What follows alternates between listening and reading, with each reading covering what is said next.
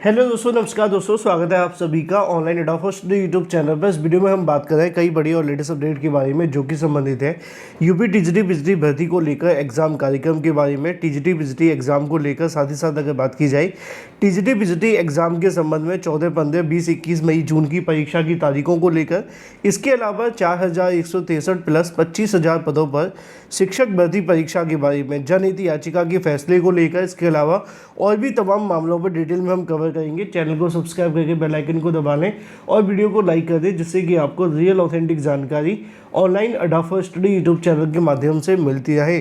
सीधे शुरुआत करते हैं मुद्दे की और बड़ी अपडेट के साथ, जो कि संबंधित है टीजीटी बिजली 2022 की भर्ती को लेकर। उत्तर प्रदेश के अंदर दो लोगों पर भरोसा कभी नहीं किया जा सकता। एक तो हमारे राजनेता और दूसरे जो आपको देखने के लिए मिलते हैं वो है भर्ती आयोग। इनके माध्यम से की गई बातें उतनी ही सही होती हैं जितनी अगर बात की जाए बंदर के माध्यम से मारी गई गुलाठी, क्योंकि इनकी तरफ से बार बार समय समय पर चीज़ें बदल दी जाती हैं।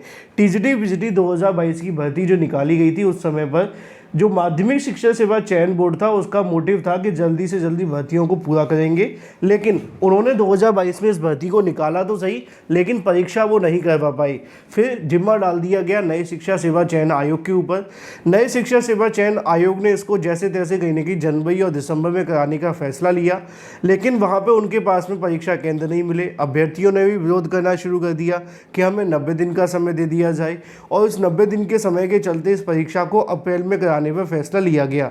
अप्रैल में जब ये परीक्षा होने के लिए कहीं ना कहीं तैयारी शुरू की गई, तो वहाँ पर फिर से परीक्षा केंद्र नहीं मिले। आयोग ने अभ्यर्थियों के ऊपर बात डालते हुए कह दिया कि परीक्षा को हम फिर से स्थगित कर देते हैं। अब टीजीटी बिजली 2022 की परीक्षा की तारीखों को लेकर शिक्षा सेवा चयन आयोग ने हाल ही में एक नोटिस जारी किया था अलग अलग समाचार पत्रों के माध्यम से, और उन्होंने ये जानकारी दी थी कि टीजीटी और पीजीटी की जो परीक्षा है वो जून और मई में करवाई जाएगी। मई के अंदर होगी टीजीटी, जून में होगी पीजीटी, और तारीख बताई गई थी 14 और 15, 20 और 21। लेकिन इस परीक्षा के साथ साथ एक मामला और जुड़ा हुआ है परीक्षा की तारीख के अलावा। हम बात करें 25,000 पदों को लेकर, जिसके संबंध में समय समय पर गुलाब देवी शिक्षा मंत्री के माध्यम से जानकारी विधानसभा के अंदर दी गई थी, और इस सवाल का जवाब देते हुए उन्होंने ये भी कहा था कि इन तमाम पदों को कहीं ना कहीं भर्ती आयोग भर्ती के माध्यम से भरेंगे, और जो भी रिक्त पद है उनके जो विज्ञापन है उनको जारी भी करेंगे। अब इस मामले को लेकर जब शिक्षा मंत्री गुलाब देवी जी के माध्यम से जानकारी दी गई थी, उस समय पर भी कहीं ना कहीं लगातार विधानसभा के अंदर ये मामला उठाया जा रहा था। लेकिन अब एक बड़ी अपडेट आप सभी के सामने एक बार फिर से निकल कर आ रही है, और वो संबंधित है टीजीटी पीजीटी की एग्जाम को लेकर। क्योंकि शिक्षा सेवा चयन आयोग के माध्यम से ये तो कहा गया है कि टीजीटी और पीजीटी की जो परीक्षा है वो 14, 15 और 20, 21 को करवाई जाएगी। लेकिन क्या ये परीक्षा इस तारीख को हो पाएगी? अभी इसको लेकर बहुत सारे सवाल हैं। तीन सबसे बड़ी समस्या आयोग के सामने बनी हुई है। पहली जो समस्या है आयोग के सामने वो ये है कि टीजीटी पीजीटी परीक्षा को लेकर जो तमाम परीक्षा केंद्रों के माध्यम से कंफर्मेशन लेटर मांगा गया है, उसकी तारीख 20 फरवरी तय की गई है, और 20 फरवरी तक ये डिसाइड करना है कि जो टीजीटी और पीजीटी के लिए तारीखें तय की गई है, असिस्टेंट प्रोफेसर भर्ती के लिए तारीखें तय की गई है, उन तारीखों पर क्या कोई परीक्षा केंद्र के माध्यम से आपत्ति जताई गई है, या सभी परीक्षा केंद्रों ने अपनी ओर से हरी झंडी दे दी है। अब जैसे ही परीक्षा केंद्रों की तरफ से हरी झंडी मिलेगी, उसके बाद शिक्षा सेवा चयन आयोग परीक्षा को लेकर काम शुरू करेगा, जैसे कि पेपर का बनवाना, पेपर से संबंधित और भी तमाम तरीके के कार्यों को करना। क्योंकि अगर उनके माध्यम से कंफर्मेशन नहीं मिला तो ऐसी स्थिति में परीक्षा तिथि को आगे बढ़ाना पड़ेगा। ये पहला कारण है ना।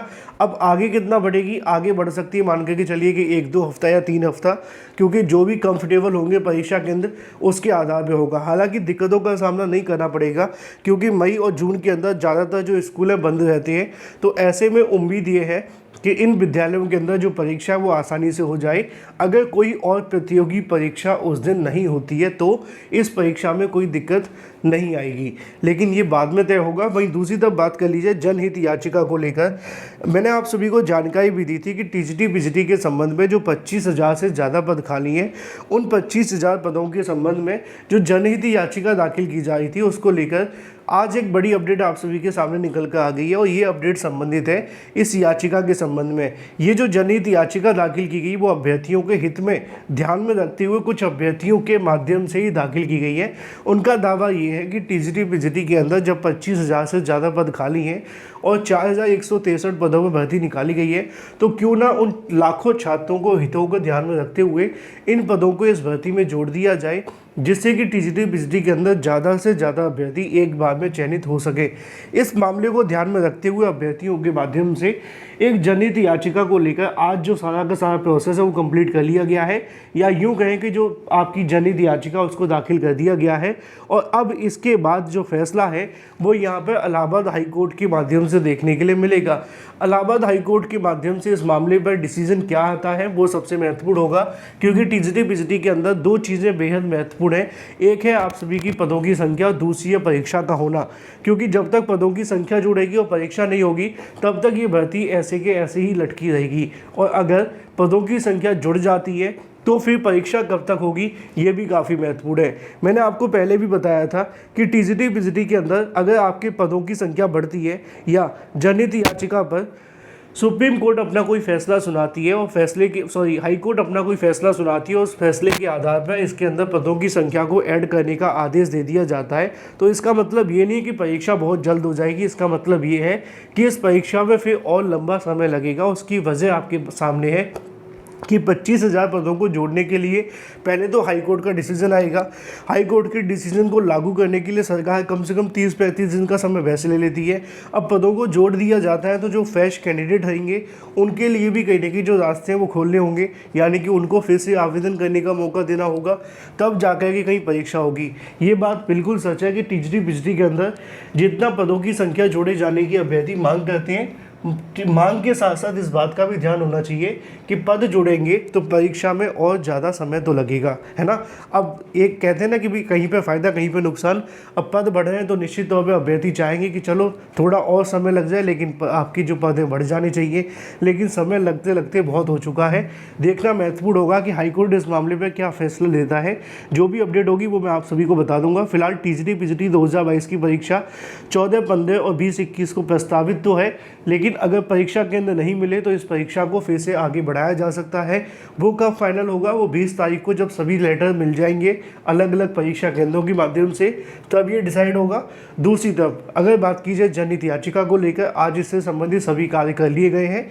जल्दी इस मामले पर आपको पहली सुनवाई देखने के लिए मिलेगी और मार्च और अप्रैल के अंदर इस मामले पर सुनवाई हो जाती है तभी कुछ हो पाएगा, क्योंकि फिर उसके बाद में कोर्ट बंद हो जाती है। कह सकते हैं समर वेकेशन की वजह से, है ना। मई आधा बंद रहती है, जून पूरा बंद रहती है, तकरीबन 30-35 दिन कोर्ट बंद रहती है। तो ऐसे में जो नॉर्मल मामले होते हैं उनकी सुनवाई नहीं हो पाती है। तो जनहित याचिका पर जो भी देखने के लिए मिलेगा वो मार्च या अप्रैल में होगा। अगर स्टे नहीं लगाया गया तो फिर भर्ती परीक्षा हो जाएगी और फिर ये मामला थोड़ा लटक भी सकता है। देखना दिलचस्प होगा क्या होता है, पहली सुनवाई कब आती है। जो भी अपडेट होगी मैं आप सभी को बता दूंगा। फिलहाल इस वीडियो में इतना ही। Thank you for watching this video.